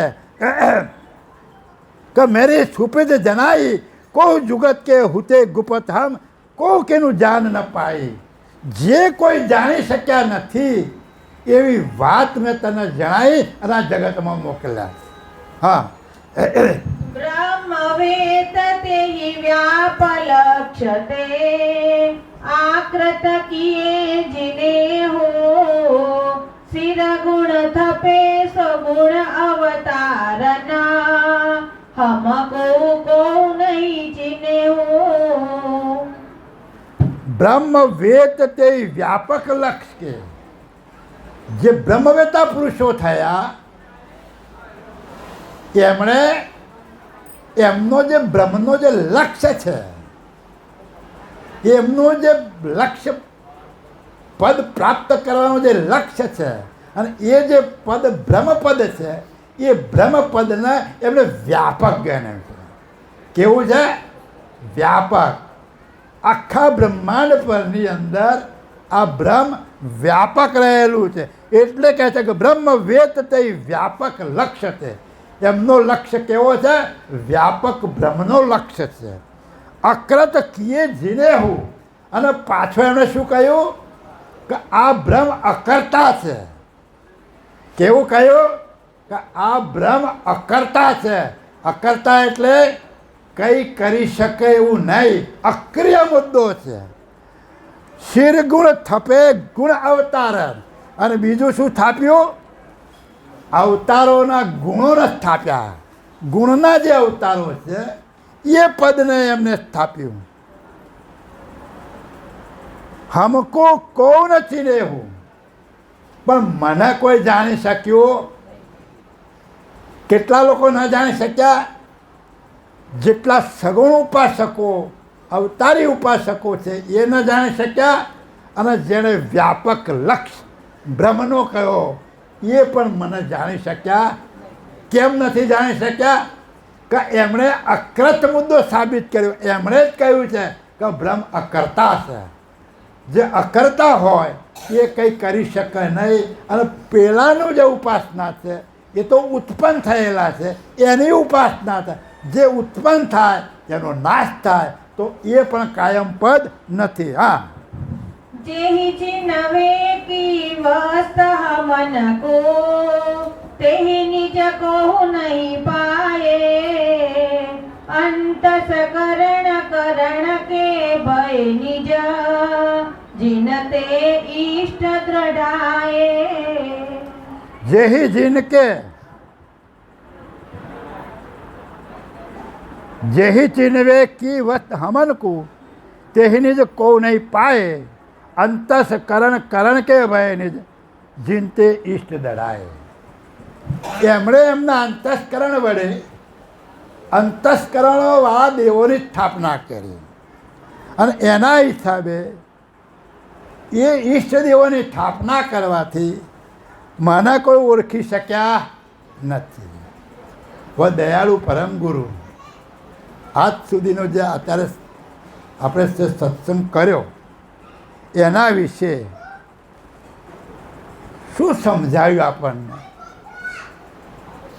કે ભાઈ જગતની અંદર જે કંઈ માનંદીઓ છે એ માનંદીની અંદર એમનો જે લક્ષ્ય છે, એમનું જે જાણવાનું જ્ઞાન છે, એમનો જે છેલ્લામાં છેલ્લો મુદ્દો છે એ મુદ્દો સાચા સર્જનહારને પ્રાપ્ત કરી શક્યો નથી.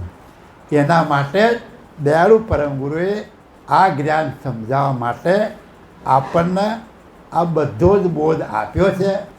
એટલે તમારે હવે સમજવા માટે ગ્રંથોનો અભ્યાસ કરવાનો. અને જે આ ઘાટની અંદર ચૈતન્ય અંશનું જે સ્વરૂપ ગુપ્ત છે એ ગુપ્ત મુદ્દો અને સર્જનહારના સ્વરૂપનું જે ગુપ્ત વાત છે એ ગુપ્ત મુદ્દો પરમ ગુરુને મોકલી અને આપણા સુધી લક્ષ્ય દ્વારા આપણને પહોંચતો કર્યો છે. તો એ લક્ષ્યને અને એ મુદ્દાને સમજવા માટે પરમ ગુરુએ બતાવેલા રસ્તા પ્રમાણે ઉપાસના કરી અને પરમ ગુરુને પ્રાપ્ત કરવા માટે અને આપણા પોતાના સ્વરૂપને જાણી અને કૈવલ પદમાં જવા માટે એમણે જે રીત અને નીતિ અને જે આપણને રહેણી કહેણી બતાવી છે એ રહેણીમાં રહી અને આપણે આ ગ્રંથોના અભ્યાસ દ્વારા આ પોતાના સ્વરૂપને સમજવા માટે પ્રયત્ન કરવાનો છે. શ્રીમદ કરુણા સાગર ભગવાન કી જય. કૈવલ ધામ કી જય. મોહનદાસજી મહારાજ કી જય. ભગવાનદાસજી મહારાજ કી જય. ગોરધનદાસજી મહારાજ ગુરુવારી શાસ્ત્રાપુરી કી જય. કથા પૂર્ણાવતી કા જય જય. સાત કૈવલ સાહેબ, સાત કૈવલ સાહેબ, સત કૈવલ સાહેબ, કૈવલ સાહેબ.